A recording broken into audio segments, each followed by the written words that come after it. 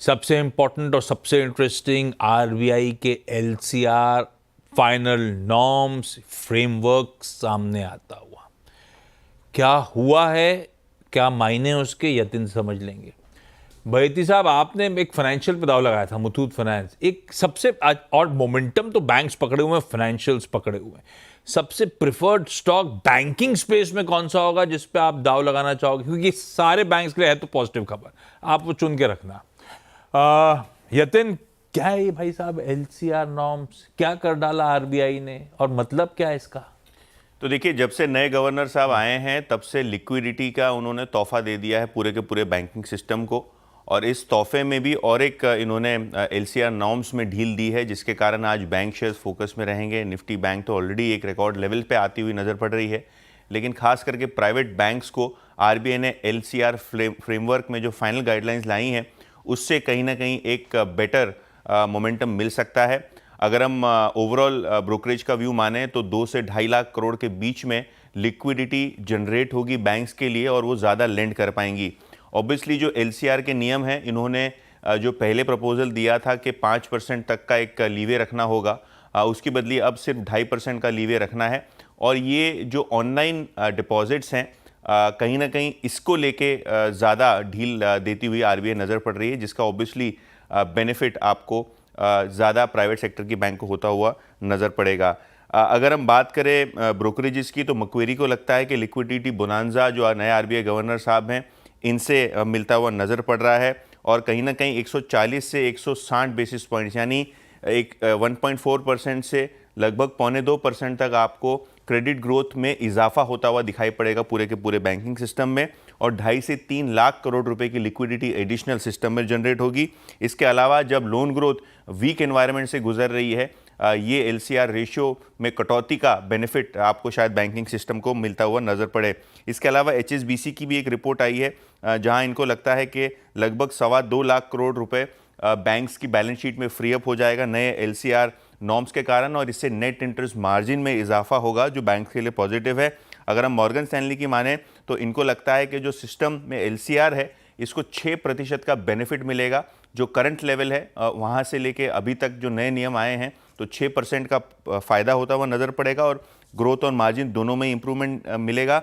अगर हम जेफरीज की बात करें तो इनको लगता है कि जो ओरिजिनल ड्राफ्ट था उससे कहीं बेहतर आरबीआई ने ये स्टेप लिया है, और इनका सबसे हाईएस्ट एस्टिमेट है, इनको लगता है 3 से 3.5 लाख करोड़ बैंकिंग सिस्टम में फ्री होंगे, जिसके कारण आपको ओवरऑल पीएसयू, ओल्ड और लार्ज प्राइवेट बैंक्स में सबसे ज़्यादा फायदा होता हुआ नज़र पड़ सकता है।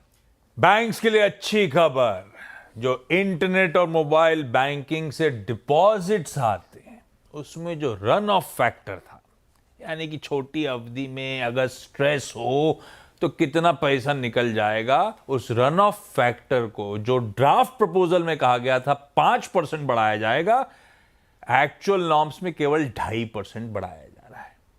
तो बैंक के लिए अच्छी खबर। हालांकि 1 अप्रैल 2026 से इंप्लीमेंट होना है, लेकिन अतिरिक्त लिक्विडिटी होगी तब, क्योंकि पहले डर था एग्रेसिव ड्राफ्ट नियमों का और अब एक्चुअल नियम रिलीफ देते हैं उससे आपको। बैती साहब, है तो सबके लिए अच्छी खबर, मूड भी अच्छा है, रिकॉर्ड उच्चतम स्तर 55,000 के ऊपर निफ्टी बैंक कन्विंसिंगली अब ट्रेड करता हुआ। कोई बैंक वैंक पसंद आ रहा है जिस पे आप बेट करना चाहोगे? जी, आशीष जी, सारे ही बैंक्स अच्छे लग रहे हैं। आईसीआईसीआई, कोटक ऑलरेडी अपने ऑल टाइम हाई पे ट्रेड कर रहे हैं, लेकिन हमें लग रहा है कि इस पॉइंट पे एक्सिस बैंक सबसे वेल प्लेस्ड है, क्योंकि 1320 के प्लस के हाईस थे, तो ऑलमोस्ट 100 रुपये अभी भी नीचे है अपने ऑल टाइम हाई से करीब 8%। और जिस हिसाब से अभी सितंबर का जो जोन था उसको अप्रोच कर रहा है, अब हमें लग रहा है ये ब्रेकआउट होने के बाद 1280 का जो जोन है वो अगर ब्रेकआउट होता है तो फिर हम वापस फ्रेश ऑल टाइम हाई देख सकते हैं।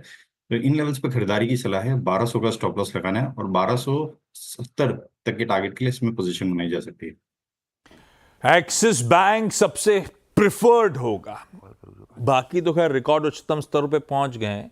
कोटक भी मेरे ख्याल से पहुंच गया है, एक्सिस अभी बचा हुआ है। रेडा पे रखिए इस काउंटर को। महोदय, आपको आपके सबसे पसंदीदा बैंक्स कौन से होंगे? ये एक्सिस बैंक के नतीजे। देखिए, नाम मैंने नाम लिया, डायरेक्टर साहब ने अपने आप काट दिया, गौरांग सर अपने आप शुरू हो गए, मैंने किसी का नाम नहीं लिया था इस पैनल में। Gaurang sir please continue. मान्यवर आपका इशारा जिस तरफ जाता है उसी तरफ कैमरा मुड़ जाता है, तो इसमें कोई गुंजाइश नहीं है।